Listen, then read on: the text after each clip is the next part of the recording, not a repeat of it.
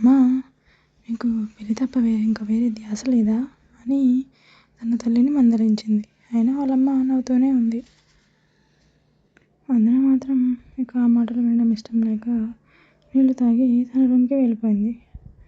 ఆమెకు తెలీదు రేపు ఉదయం ఆమె ఇచ్చిన బత్తాయి ట్రీట్మెంట్కి వినయ్ ఎలా రియాక్ట్ అవుతాడు అని.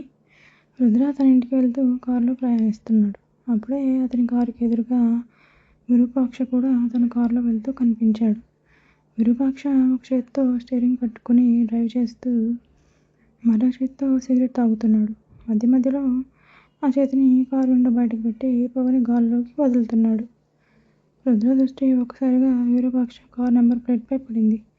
ఆ నెంబర్ చూడగానే అతనికి విరూపాక్ష అని అర్థమైంది. అప్పటికే రుద్ర తన మారువేషంలోనే ఉన్నాడు. ముఖానికి మాస్క్, కళ్ళకు లెన్సెస్, గడ్డం అన్నీ పెట్టుకుని ఉండడంతో అతను ఎవరూ గుర్తుపట్టే అవకాశం లేదు.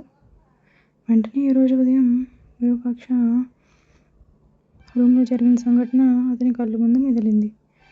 విరూపాక్ష హీరోను తాకడం, ఆమెతో అతను ప్రవర్తించిన తీరు అవన్నీ రుద్ర బుర్రలో పదే పదే తిరుగుతున్నాయి.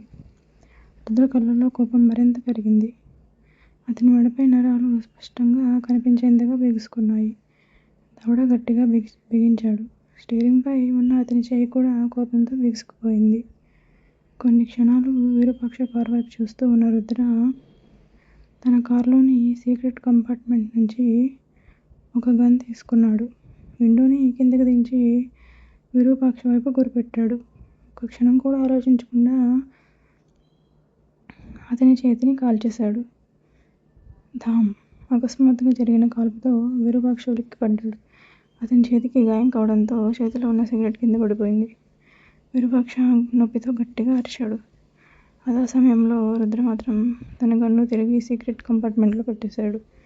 అతని పెదవులపై ఒక చల్లని కఠినమైన చిరునవ్వు మెరిసింది.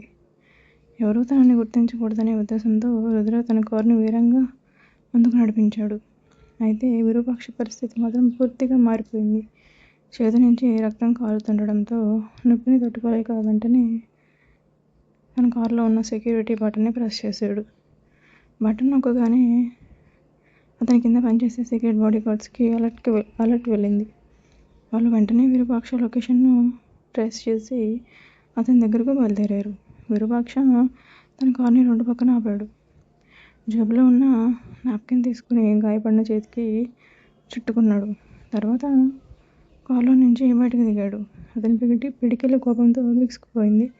ఎవరైనా తనపై దాడి చేశారనే ఆలోచన అతనిలో ఆగ్రహాన్ని రగిలించింది. చుట్టూ ఉన్న ప్రతి వైపును అనుమానంగా గమనిస్తూ ఎవరైనా తనను ఫాలో అవుతున్నారా అని పరిశీలించాడు.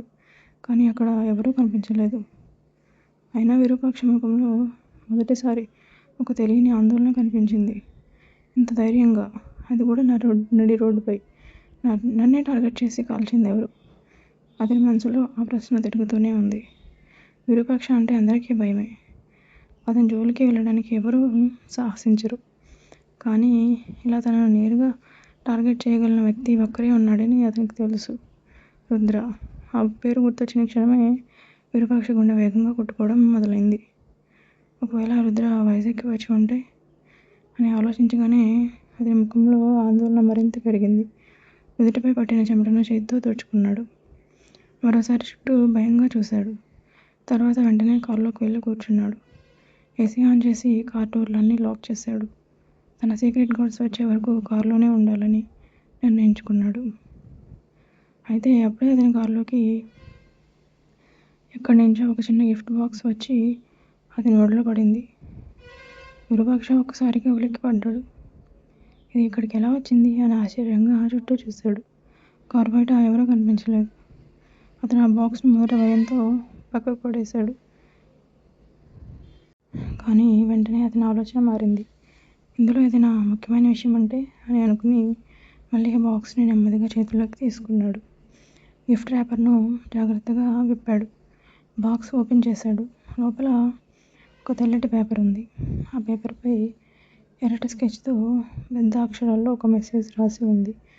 If you touch her you will die brutally.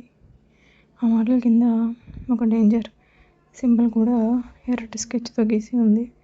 ఆ మెసేజ్ చూసిన విరూపాక్ష ఒక్కసారిగా షాక్ అయ్యాడు. అతని గుండె ఒక్కసారిగా జారిపోయినట్టయింది. ఆ పేపర్ని వెంటనే పక్కకు విసిరేశాడు. తన చేతులు వణుకుతున్నాయని గమనించి పక్కనే ఉన్న వాటర్ బాటిల్ తీసుకున్నాడు. బాటిల్ మూత తీసి భయంతో వరుసగా నీళ్ళు తాగాడు. అతని కళ్ళ ముందు మాత్రం ఆ ఒక్క వాక్యమే తిరుగుతోంది. If you touch her you will die brutally. విరూపాక్షకి ఇప్పుడు ఒక విషయం మాత్రం స్పష్టంగా అర్థమైంది. ఏదో విషయంలో తనకు ఎదురుగా నిలబడటానికి ఎవరో సిద్ధంగా ఉన్నారు. కొన్ని నిమిషాల్లోనే విరూపాక్ష సీక్రెట్ బాడీగార్డ్స్ అక్కడికి చేరుకున్నారు. వాళ్ళు వెంటనే అతని చుట్టూ వలయంలా నిలబడి అతన్ని కాపాడుతూ చుట్టుపక్కల ప్రాంతాన్ని నిశితంగా గమనించడం మొదలుపెట్టారు. ఎక్కడైనా అనుమానాస్పదంగా ఎవరైనా కనిపిస్తున్నారా, తన బాస్పై దాడి చేసిన వ్యక్తి ఇంకా అక్కడే ఉన్నాడా అని ప్రతి వైపున పరిశీలించారు. వాళ్ళలో ఒకరు వెంటనే విరూపాక్ష దగ్గరకు వచ్చి, సార్ మీరు ఇక్కడ ఒక్క నిమిషం కూడా ఉండకూడదు, వెంటనే బయలుదేరాలి అని చెప్పాడు. విరూపాక్ష ఏమీ మాట్లాడకుండా కారులోకి ఎక్కాడు. అతని కారు బయలుదేరగానే మరో 3 కార్లు అతని కారుకు ముందు వెనుక పక్కగా సెక్యూరిటీ కదిలాయి. అతని కారును చుట్టుముట్టి ఎలాంటి ప్రమాదం జరగకుండా గట్టి భద్రత మధ్య అతని ఇంటికి తీసుకెళ్లారు. కానీ ఇంటికి చేరేంత వరకు కూడా విరూపాక్షకి ఊపిరి సరిగ్గా ఆడనట్టుగానే అనిపించింది. అతని మనసులో పదే పదే అదే ప్రశ్న తిరుగుతోంది. అసలు వృద్ధుడు వయసెక్కి వచ్చాడా? ఇంటికి చేరుకున్న వెంటనే విరూపాక్ష కారులోంచి దిగాడు. అతని బాడీగార్డ్స్ అందరినీ పిలిచి, ఈ రోజు నుంచి ఇంటి చుట్టూ సెక్యూరిటీ మరింత పెంచాలి. ఒక్కరు కూడా నా పర్మిషన్ లేకుండా లోపలికి రాకూడదు. ఎవరైనా అనుమానాస్పదంగా కనిపిస్తే వెంటనే నాకు ఇన్ఫార్మ్ చేయాలి అని గట్టిగా ఆదేశించాడు. అతని ఆదేశాలతో ఇంటి చుట్టూ సెక్యూరిటీ అలర్ట్ చేశారు. గేట్లు, ప్రవేశ మార్గాలు, ఇంటి చుట్టుపక్కల ప్రాంతం ప్రతి చోట హై సెక్యూరిటీ సిస్టమ్స్ యాక్టివేట్ చేశారు. ఎవరైనా అనుమతి లేకుండా ఇంటి పరిసరాల్లో అడుగుపెట్టినా వెంటనే అలర్ట్ వచ్చేలా అన్ని ఏర్పాట్లు చేశారు. విరూపాక్ష ఒకసారి చుట్టూ చూసి చివరికి ఇంట్లోకి అడుగుపెట్టాడు. అతను లోపలికి రాగానే అక్కడ మేనక అతని కోసం ఎదురు చూస్తూ కనిపించింది. విరూపాక్షను చూడగానే ఆమె ముఖంలో ఆనందం కనిపించింది. డార్లింగ్ అంటూ అతని దగ్గరికి వచ్చి అతని కిస్ చేయబోయింది. కానీ విరూపాక్ష వెంటనే ఆమెని వెనక్కి నెట్టాడు. మేనక ఆశ్చర్యంగా అతని వైపు చూసింది. విరూపాక్ష మాత్రం చిరాకుగా, వెనక ప్లీజ్, నా మూడు అస్సలు బాగోలేదు, ప్లీజ్ ట్రై టు అండర్స్టాండ్ అని చెప్పి అక్కడి నుంచి ముందుకు నడిచాడు. మేనక అతని వెనకే చూస్తూ నిలబడిపోయింది. విరూపాక్ష ముఖంలో ఉన్న ఆందోళన చూసి ఏదో చాలా పెద్ద విషయం జరిగిందని ఆమెకు అర్థమైంది. మేనక విరూపాక్ష ముఖంలో కనిపిస్తున్న ఆందోళన చూసి గాబరాగా అతని దగ్గరకు వచ్చింది. ఏమైంది వీరు, చెప్పు, అసలు ఏం జరిగింది అని ఆతృతగా అడిగింది. విరూపాక్ష కొన్ని క్షణాలు ఏమీ మాట్లాడకుండా ఉండిపోయాడు. చివరికి భయంతో కూడిన స్వరంతో, నా మీద అటాక్ జరిగింది వెనక అని చెప్పాడు. వెనక ఒకసారిగా షాక్ అయింది. వెంటనే అతని దగ్గరికి వెళ్ళి అతని చేతికి అయిన గాయాన్ని చూసింది. రక్తం కనిపించడంతో మరింత కంగారు పడి, అయ్యో ఇది ఎలా జరిగింది అంటూ అతన్ని మంచం మీద కూర్చోబెట్టి వెంటనే వాటర్ బాటిల్ తీసుకొచ్చి అతని చేతికి ఇచ్చింది. విరూపాక్ష నీళ్లు తాగుతూ ఉండగా మేనక అతని పక్కనే కూర్చుంది. ఏమైంది వీరు, అసలు నిన్ను టచ్ చేసే ధైర్యం ఎవరికి ఉంది ఇక్కడ? అందరికీ నువ్వంటే ఎంత భయమో నీకే తెలుసు కదా, మరి ఎవరు ఇలా చేశారు అని ఆందోళనగా అడిగింది. విరూపాక్ష తన నుదుటిపై పట్టిన చెమటను తుడుచుకుంటూ, అదే అర్థం కావట్లేదు మేనక అన్నాడు. కొద్దిసేపు ఆగి, నన్ను ఇలా టార్గెట్ చేయగలిగింది ఒక రుద్ర తప్ప ఇంకెవరూ లేరు అని అన్నాడు. రుద్ర అనే పేరు వినగానే మేనక కూడా ఒకసారిగా షివర్ అయింది. ఆమె కళ్ళలో భయం కనిపించింది. అదేంటి వీరు, రుద్ర హైదరాబాద్లోనే ఉన్నాడన్నావు కదా, అతనికి మన గురించి, ఇక్కడ జరుగుతున్న విషయాల గురించి ఏమీ తెలియదని చెప్పావు కదా, మరి ఇప్పుడు ఎలా అని గాబరాగా అడిగింది. విరూపాక్ష కూడా అదే ఆలోచనలో ఉన్నాడు. అదే నాకు కూడా అర్థం కావట్లేదు అని చెప్పి వెంటనే తన ఫోన్ తీసుకున్నాడు. హైదరాబాద్లో ఉన్న తన సీక్రెట్ ఏజెంట్కి కాల్ చేశాడు. కాల్ కనెక్ట్ అవ్వగానే వెంటనే హైదరాబాద్లో రుద్ర ఎక్కడున్నాడో కన్ఫర్మ్ చేయండి, అతను అక్కడే ఉన్నాడా లేదా నాకు క్లియర్గా కావాలి, నాకు ఇప్పుడే ఇన్ఫర్మేషన్ కావాలి అని గట్టిగా ఆదేశించాడు. అవతల వ్యక్తి అలాగే సార్ అని చెప్పాడు. విరూపాక్ష వెంటనే కాల్ కట్ చేశాడు. వెనుక మాత్రం అతని ముఖం వైపే చూస్తూ ఉంది. ఇద్దరి మధ్య కొన్ని క్షణాల నిశ్శబ్దం నెలకొంది. సుమారు 6 గంటల తర్వాత విరూపాక్ష ఆ ఫోన్ మోగింది. అతను వెంటనే కాల్ లిఫ్ట్ చేశాడు. చెప్పు, అవతల వ్యక్తి సమాధానం ఇచ్చాడు. సార్, రుద్ర ఇక్కడే ఉన్నాడు సార్, మేము కన్ఫర్మ్ చేశాం, అతను మామూలుగానే ఢిల్లీ ఆఫీస్కి వెళ్ళి వస్తున్నాడు, హైదరాబాద్లోనే ఉన్నాడు సార్ ఆ మాటలు విన్న విరూపాక్ష ఒకసారిగా నిశ్శబ్దంగా అయిపోయాడు. వెనుక కూడా అతని ముఖంలోకి చూస్తూ నిలిచిపోయింది.